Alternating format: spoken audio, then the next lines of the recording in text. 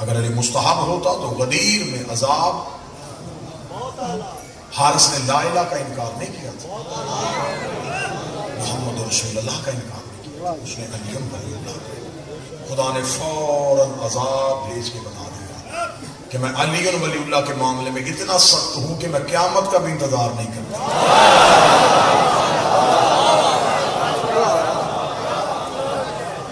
میں قبر کا منکر ولایت علی کسی نہ کسی عذاب میں ہے۔ آج بندے پریشان اس لیے ہو جاتے ہیں، کیا کریں، ہم نے علی ولی اللہ پڑھتے ہیں، لوگ بلانا چھوڑ دیتے ہیں، لوگ بات نہیں کرتے، لوگ ہم سے رشتہ داروں نے بول چال ختم کر دی ہے صرف علی ولی اللہ کی وجہ سے۔ علی ولی اللہ اتنا مشکل ترین مرحلہ ہے، علی ولی اللہ کی دشمنی میں لوگوں نے پیغمبر کا جنازہ چھوڑ دیا تھا۔ تیری میری حیثیت رکھ مولوی کے سر میں قرآن 1.25 لاکھ بندہ جو حج پڑھنے کے لیے گیا تھا، جنازے میں لوگ کیوں گئے؟ صرف علی ولی اللہ۔ غدیر نے نبی کو تنہا کر دیا، غدیر نے خود علی کو تنہا کر دیا، غدیر نے ہر دور کی حجت کو تنہا کر دیا۔ علی آج بھی تنہائیوں کا نام ہے۔ اگر تم چاہتے ہو کہ دنیا داری بھی رکھو اور علی بھی رکھو، یہ سودا نہیں، یا دنیا رکھو یا علی رکھو۔ ابھی تو کچھ بھی نہیں ہوگا، ابھی تو صرف فتوے آئے ہیں نا، ابھی تلواریں آئیں گی، ابھی سر دینے پڑیں گے، ابھی بچے مروانے پڑیں گے، ابھی گھر دینے پڑیں گے، ابھی تو امتحان شروع ہوئے۔ واجب ہے سرگودا کی نگری میں مجھ پہ علی ولی اللہ کے حق میں گواہی دینا، اس لیے کہ علی ولی اللہ پہ پہلا بار بھی اسی دھرتی سے حق بنتا ہے کہ اب یہ زمین عقیدے کا وضو کرے۔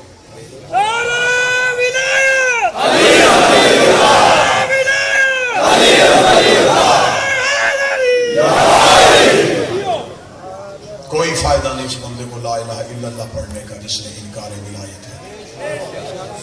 ہم اللہ کی وحدانیت کے قائل ہیں، اس کی ربوبیت کے قائل ہیں، اس کے خالق ہونے کے قائل ہیں، اس کے مالک ہونے کے قائل ہیں، ہم رسول کی رسالت کے قائل ہیں، ہم انبیاء کی عصمت کے قائل ہیں، ہم علی سے لے کے صاحب العصر تک ان کی امامت، ولایت، عصمت اور اختیارات کے قائل ہیں۔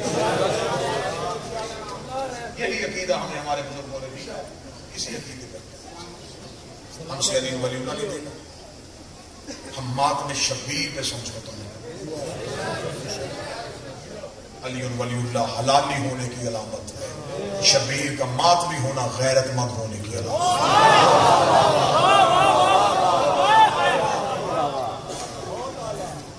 صاحب غیرت ہو حسین کی علامت، جس بادشاہ کو آگ رونے کے لیے آئے ہو، اس سے بڑا بھی کوئی عذاب تھا۔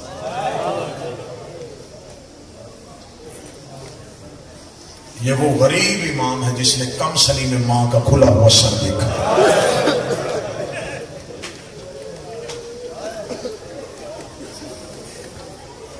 ابھی حاضری آپ کے چہروں کی زیارت ہو گئی، ذکر کی تلاوت ہو گئی۔ کوشش کروں گا جب پورا مجمع گریے کی حالت میں آئے تو مظلوم کا جنازہ آ جائے، کیونکہ جنازے چیخوں میں اٹھتے ہوئے اچھا لگتا ہے۔ جو جنازہ گھر سے نکلی اور پیچھے سے چیخوں کی آواز نہ آئے، لوگ پوچھتے ہیں اس کا بیٹا بیٹی کوئی نہیں، اس جنازے کا وارث کوئی نہیں۔ میں کوشش کروں گا آج اٹھنا ہے حسین کے گھر سے حسین کے بیٹے کا جنازہ۔ سیدوں پہ واجب ہے تم ہائے بھی کہنا، تم ماتم بھی کرنا، امتی جتنا روئیں یہ ان کی مہربانی۔ بسم اللہ۔ لال خان عزادار بھی ہے بادشاہ حسین کا، ایک سچا عاشق بھی رو کے کہتا ہے، جملہ تو یہی مار گیا جس نے کم سنی میں ماں کا کھلا ہوا سر دیکھا۔ لال خان مجھے تیری عزت کی قسم ہے، یہ وہ غریب امام ہے جس نے بچپن میں ماں کو بغیر چادر کے نماز پڑھتے ہیں۔ رو رو کے سامنے کھڑا ہو کے غازی کی لاش پہ جا کے کہتا تھا مجھے اجازت دے دیتا جو علی کی بیٹی کا تمام یہ میرا وہ مظلوم شہنشاہ جس نے بابے کے ساتھ ایک زنجیر میں مقد ہوا. ایک نوحہ پڑھا ہے میں نے کل ہی کتاب سے, کسی شاعر کا لکھا نہیں, خود امام کا پڑھا. میں مالا کے مسائل پڑھ رہا تھا, اس کتاب میں ایک نوحے کی 2 سطریں لکھی جو میرے مولا نے مدینے آ کے مجلس پڑھتے ہوئے خود سرکار باقر 2 سطریں پڑھی تو میرا پرسہ ہو گیا. میں کوشش کروں گا میں 2 سطریں بالکل ماتم سرگودا میں پہنچاؤں, ہو سکے تو ماتم کر لینا. امام مدینے میں اپنے جد کی مجلس پڑھ رہے تھے, مجلس پڑھتے ہوئے اپنے بابا سجاد کے مسائل پڑھے. سامنے سے ایک شخص نے خواہش کی مولا روز ہمیں اکبر سناتے ہیں, حسین سناتے ہیں, غازی سناتے ہیں, مولا کبھی اپنی مصیبت بھی سنایا. اس میں اس عموم نے سوال کر دیا. امام نے اپنی غربت کی پہلی سطر پڑھی.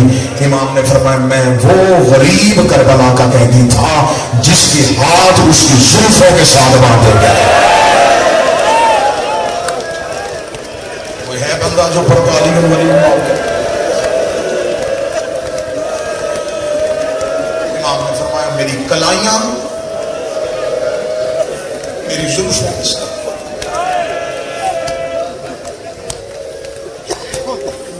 سید بیٹھے ہو مجھے رو کے بتانا کربلا سے لے کے شام تک جو انہوں نے سفر کیا یہ ننگے پاؤں کیا, کیونکہ شام میں غریبہ جب خیمے کو آگ لگی کوئی پردہ بچانے کی خاطر دوڑا.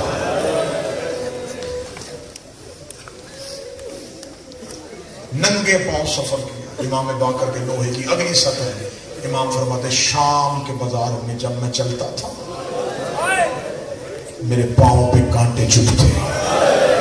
میں بڑی احترام سے رک رک کے پڑھنے لگا ہوں. رونا تو اسی بندے نے جو نیت کر کے آیا.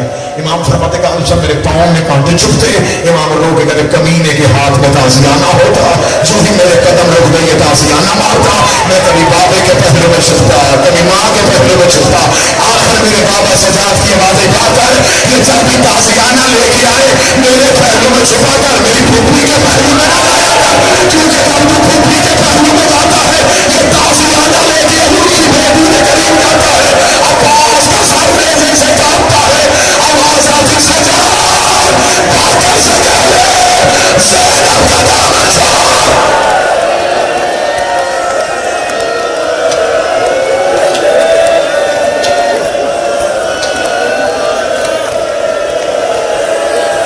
یہ وہ غریب امام ہے جس کی پھوپھی بھی 4 سال کی. سید الساجدین نے سفر کیا پھوپھی کے ساتھ, لیکن پھوپھی کا حوصلہ سلامت تھا. باقر العلوم نے اپنے جس پھوپھی کے ساتھ سفر کیا وہ بھی 4 سال کی. پورے رستے جب زندان میں آئے تو ان ملونوں نے ایک رسی کے ساتھ دونوں حجتوں کو کہہ دیا. میں کوشش کروں گا میں ادب سے پڑھوں تاکہ کوئی ماتمی زیادہ جذباتی نہ ہو اور میں شہادت تک پہنچ سکوں. بلایا چوتھے کو جاتا 5واں بھی ساتھ اٹھتا. مجبوری کچھ سیدوں کی اتنی ہو گئی چوتھے کی کمر سیدھی ہوتی 5ویں کے تلوے زمین سے اٹھ رو کے کہتا بابا کمر جھکا میرے گلے کی رسی تنگ ہو گئی. جتنی دیر زندان میں رہے سجاد رکوع کی حالت میں رہے.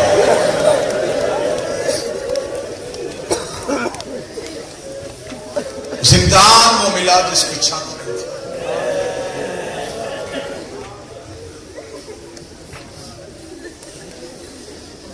میں نے اپنی آنکھوں سے پڑھا ہے کہ شام میں ان ملونوں نے آل رسول کو خانوادہ توحید کو انہوں نے اس زندان میں رکھا. بازار سے گزرتے ہوئے لوگوں کی نظر زندان میں جاتی. یہ کمینے چاہتے تھے کہ جتنا زیادہ ہو لوگ قیدیوں کو دیکھیں. اب مجھے سر پہ قرآن رکھ کے بتاؤ بازار کا رش ہو، زندان کی چھت بھی نہ ہو، علی کی پردہ دار بیٹیاں کبھی کسی دیوار کے سہارے چھوٹی، کبھی کسی دیوار کے سہارے چھوٹی، دن کا پورا وقت سجاد کبھی کسی ماں کا پردہ بناتا، کبھی کسی ماں کے آگے رکوع کی حالت میں جھکتا، تاکہ بازار سے گزرنے والوں کی نظر علی کی بیٹیوں پہ نہ پڑے۔ اب رو لیا، اب ماتم کرو گے؟ جناب سجاد کی ڈیوٹی جو یہ تھی کہ سجاد اہل بیت کا پردہ بناتے تھے، کبھی کسی بیوی کے آگے، کبھی کسی بیوی کے آگے، کبھی کسی بیوی کے آگے۔ سردوزہ میں ایک بندہ اٹھ کے عزادار مجھ سے سوال کرے چوتھے کی ڈیوٹی یہ تھی تو پانچویں کی ذمہ داری کیا تھی؟ جس بات سفر ہونے کے لیے اس کی ذمہ داری کیا تھی؟ یہ زندان کے دروازے پہ سلاخوں پہ ہاتھ رکھ کے بیٹھ جاتا، جب بھی کوئی مسافر گزرتا، جب بھی کوئی بازار سے گزرتا، اسے روک کر نظریں جھکا، اندر علی کی بیٹیاں بیٹھی ہیں، وہ نظریں بند کر لے، اندر محمد کی بیٹیاں بیٹھی ہے، وہ آنکھیں نہ اٹھانا، وہ اس کی ماں کا جنازہ آدھی رات کو۔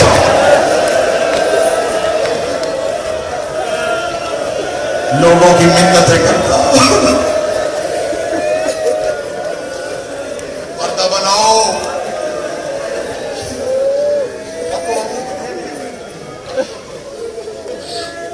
ایک دن میں صحیح زندان کے دروازے سید الشاہدین اہل حرم کے ساتھ دیوار کے ساتھ ایک عورت جلدی جلدی سرکار باقر کے قریب کہتی کھانا کھائے گا؟ کوشش کرنا میں پڑھ سکوں۔ سرکار باقر کی آواز آئی، میرے بھوکے مارے گئے۔ اس نے کہا تجھے پانی لا کے دوں؟ فرمایا نہیں، میرے بہتے دریا پہ پیاس۔ کہتی میں روز گزرتی ہوں، میں روز تجھے دیکھتی ہوں، تو نے کبھی مجھ سے کچھ سوال نہیں کیا، تو نے کبھی مجھ سے کچھ مانگا ہی نہیں، تو چپ کر کے بیٹھا رہتا ہے، تو یہ اللہ کی تسبیح کر رہا ہوتا ہے یا لوگوں کو پردے کا کہہ رہا ہوتا ہے۔ کہتی تیرا وارث کون ہے؟ فرمایا وہ جو خون ہو رہا ہے وہ میرا بابا ہے۔ وہ کہنے لگی ایک بار اپنے بابے کو بلا، میں نے تیرے بابے سے بات کرنی ہے، اللہ جانے سرگودا میں بندہ برداشت کرے گا۔ سید الصادق زخمی قدموں کے ساتھ چلتے چلتے زندان کے دروازے پہ آئے، اس مشہور نے ہاتھ جوڑ کے کہا قیدی کو کوئی تکلیف تو نہیں دیتے، لیکن تیری منت کرنے کے لیے آئی ہو، اگر میں تجھ سے کوئی بات پوچھوں مجھے بتائے گا؟ سجاد رو کے پوچھ کیا پوچھنا چاہتی ہے؟ رو کے کہتی یہ بیٹا بیچے گا، یہ بیٹا بیچے گا۔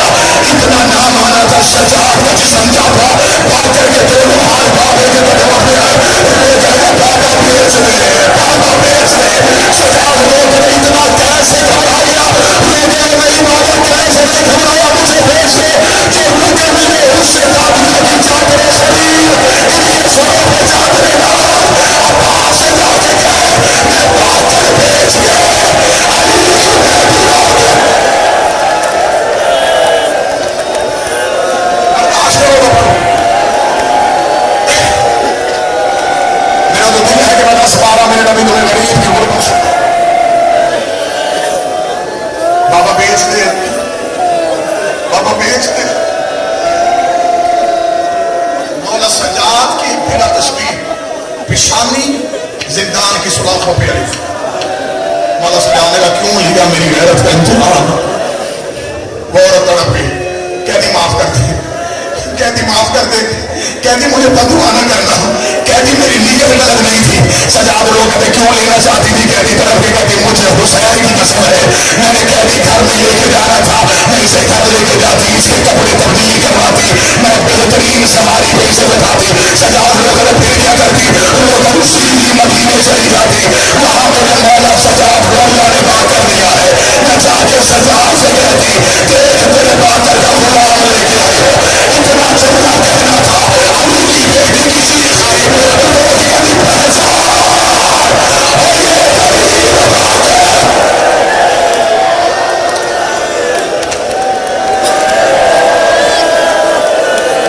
جس کے غلام ڈھونڈ رہے یہ وہی مظلوم پلٹ کے آگے مدینے دنوں میں جناب سرکار باقر عزاداری کروا دیتے وصیت تھی منع میں عزاداری کروانا. جب لوگ قربانی کے لیے منع میں اکٹھے ہوتے باقر رو کے کہتے اور جانوروں کو پانی پلا کے ذبح کرتے ہو ہمارے پیاسے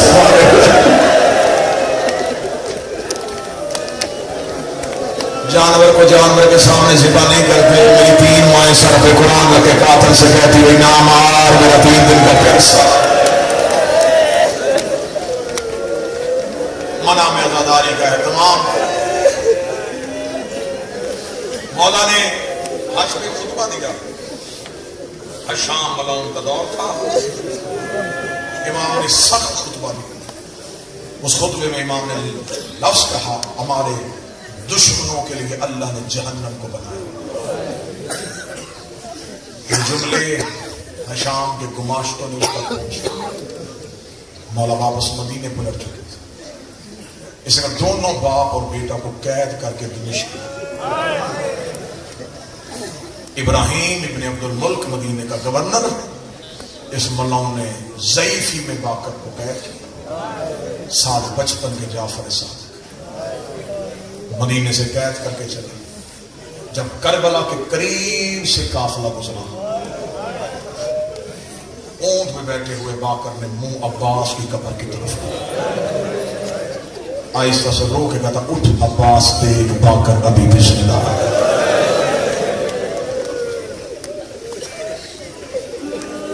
شام کے صدر دروازے میں پہنچے. یہ ملعون حشام کو ملنے کے لیے غیر ملکی وفد آیا. انہوں نے کہا تھوڑی دیر رکو ابھی قیدی دربار میں نہیں جا سکتے. ابھی غیر ملکی وفد بیٹھے. کتابیں کہتے صرف 3 گھنٹے کا توقف تھا. 3 گھنٹے صرف جناب باقر روتے گئے. 3 گھنٹے کے بعد جب انہوں نے کہا کہ مہمان چلے گئے قیدیوں اٹھو جناب باقر کی چیخ نکلی. جناب جعفر صاحب نے چھوٹے چھوٹے ہاتھ جوڑ کے کہا بابا نہ رو میں تیرے ساتھ ہوں. تو کہتا میں اس بات میں نہیں رویا. اور جعفر صادق صرف 3 گھنٹے میں رکنا تھا. اسی دروازے پہ میری ماں نے 15,000 رسول ہر بار رو کے کہتی سجا دل سے خوش دربار میں پیشی کو کتنی دیر.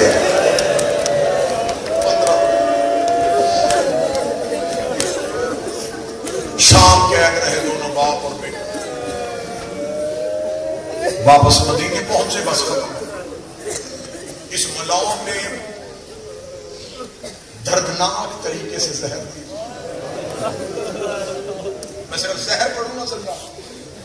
ہر بندے کا پوچھو کسی امام کو انگوروں میں کسی کو دودھ میں. یہ وہ غریب ہے باقر جسے شام کے زندان کھا گئے تھے. زنجیروں نے جس کا جسم ختم کر دیا تھا. بابے کی عزاداری میں رو رو کے جس کی آنکھوں کی بینائی چلی گئی تھی. ان ملعونوں نے باقر کو زہر کیسے دی؟ انہوں نے زین پہ زہر رکھی. جناب باقر کو زبردستی اس گھوڑے پہ سوار کروایا گیا. میرا امام صادق رو کے کہتا میرے بابے کے جسم میں زہر ایسے گئی بابے کے ہاتھ سے خون آنا شروع ہو گیا. بابے کے پاؤں کے تلوے پھٹ گئے. بابے کی آنکھوں سے لہو شروع ہو گیا. روتے ہوئے باقر کو لے کے امام گھر آئے. امام نے بستر بنایا.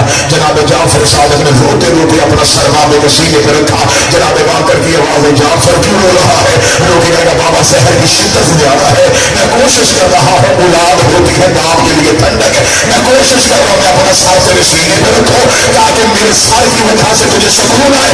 اتنا چمڑا کہنا تھا. جناب باقر تڑپ کے اٹھے. جناب صادق کی والے بابا زہر کی شدت زیادہ ہو گئی. میرے کی آوازیں تم نے بیٹے ہو جو میرے سینے پہ سر رکھا. اور مجھے یاد آ گئی میری پھوپھی سکینہ جس نے 10 محرم کو